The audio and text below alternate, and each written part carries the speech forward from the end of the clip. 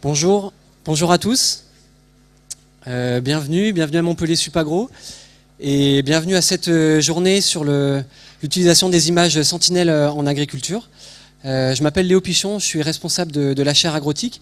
Et avant de débuter cette journée, je voulais vous dire deux mots simplement sur la chaire agrotique. À Montpellier Supagro, ça fait 25 ans maintenant qu'on forme des ingénieurs agronomes avec une double compétence sur l'utilisation du numérique appliqué à l'agriculture, à l'environnement. Et depuis maintenant 1 an et demi, depuis novembre 2016, on a mis en place une chaire d'entreprise qui s'appelle la chaire agrotique. Et l'objectif de cette chaire, c'est de créer du lien, de créer des moments d'échange, de partage entre nos activités d'enseignement, nos activités de recherche d'une part, et d'autre part les acteurs économiques, les entreprises de ces filières de l'agriculture numérique et des outils numériques appliqués à l'environnement. Et donc la journée d'aujourd'hui, cette journée de séminaire, c'est une des actions qui est portée par la chaire. Et donc l'objectif, c'est qu'on puisse se rencontrer tous autour de l'enseignement, de la recherche et les acteurs économiques pour l'agriculture, enfin pour le numérique appliqué à l'agriculture. Ce matin, vous aurez également une présentation de Nina Lachia, qui fait partie de la chaire agrotique, qui nous présentera les résultats de l'Observatoire des usages de l'agriculture numérique, qui est une autre des actions portées par la chaire agrotique. Cette chaire agrotique, elle est portée par 3 instituts, Montpellier Supagro, Bordeaux Sciences Agro et IRSTEA, et également par 24 entreprises qui sont affichées ici, qui sont des entreprises mécènes et qui financent en fait l'organisation de ce type d'événement et la chaire agrotique. Collectivement, les 3 instituts, les 24 entreprises, c'est ensemble qu'on décide des thématiques qui seront traitées dans le cadre de la chaire. Et donc c'est ensemble qu'on a décidé de discuter, de travailler autour de cette thématique des images sentinelles appliquées à l'agriculture. Et je pense qu'on a identifié que c'était un sujet qui est d'intérêt. Et je pense que le nombre de personnes présentes dans la salle, malgré les difficultés logistiques de ces jours, témoigne du fait que c'est un intérêt que vous partagez. Donc voilà, on est très contents et très fiers que vous soyez aussi nombreux dans la salle. Je vais passer la parole à Bruno Tisser, qui est le responsable de la formation agrotique et également le professeur titulaire de la chaire du même nom. Merci Léo. Donc, comme Léo l'a souligné, hein, le thème de ce séminaire a été défini, j'allais dire, de manière collaborative avec les entreprises de la chaire. Je dirais que c'est toujours impressionnant de voir cette chaire fonctionner. 24 entreprises, Léo l'a rappelé, hein, il y a Bordeaux Sciences Agro, Montpellier Supagro, IRSTEA. Et je dirais ça ressemble vraiment, c'est vraiment du travail, c'est-à-dire qu'on a dans cette chaire d'entreprise des professionnels de l'agriculture, des représentants tels que des coopératives. On a également des acteurs classiques de l'agriculture, des équipementiers, des fournisseurs de services. Et puis on a les acteurs du numérique avec là encore une grande diversité. On a des grosses structures qui sont clairement établies dans le domaine du numérique, comme les éditeurs de logiciels par exemple.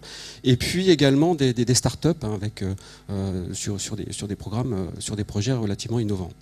Et donc du coup mettre tout le monde autour de la table, forcément ça fait émerger des projets qui sont quelque part, en tout cas des questions qui sont importantes, intéressantes, sur lesquelles finalement ces acteurs perçoivent qu'il y a un enjeu pour l'agriculture numérique et l'agriculture tout court, d'aujourd'hui ou de demain. Et donc ce thème finalement des images sentinelles a émergé et clairement il intéresse tout le monde, tous les acteurs. Que ce soit les producteurs, que ce soit les acteurs classiques, que ce soit les acteurs du numérique, tout simplement parce que finalement on interroge cette nouvelle source d'information, sa disponibilité, la résolution temporelle permise, qui est sans égale. En termes d'utilisation, qu'est-ce qu'on va finalement pouvoir en faire, ou comment on va mieux piloter nos cultures avec ça, quels nouveaux services on va pouvoir développer avec cette nouvelle source d'information. Donc ça, c'est pour les acteurs, on va dire, du numérique. Et puis d'autres questions qui sont, naturellement, on va être confronté à un volume de données beaucoup plus important que d'habitude, en tout cas que ce qu'on avait l'habitude de gérer.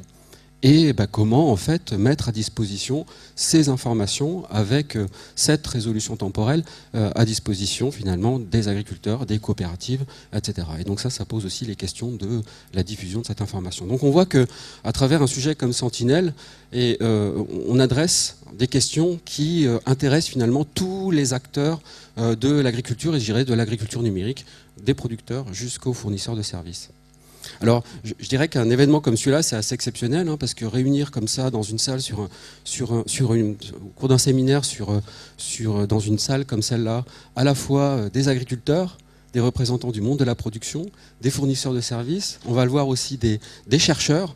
Donc je trouve que c'est un panel, finalement, une population, c'est assez, je dirais, original dans le paysage, en tout cas, des workshops tels qu'on a l'habitude de le gérer dans le monde scientifique.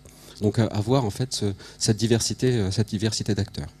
Et en fait, je voulais juste ensuite rajouter un mot, Léo m'a présenté, donc professeur titulaire de la chaire agrotique.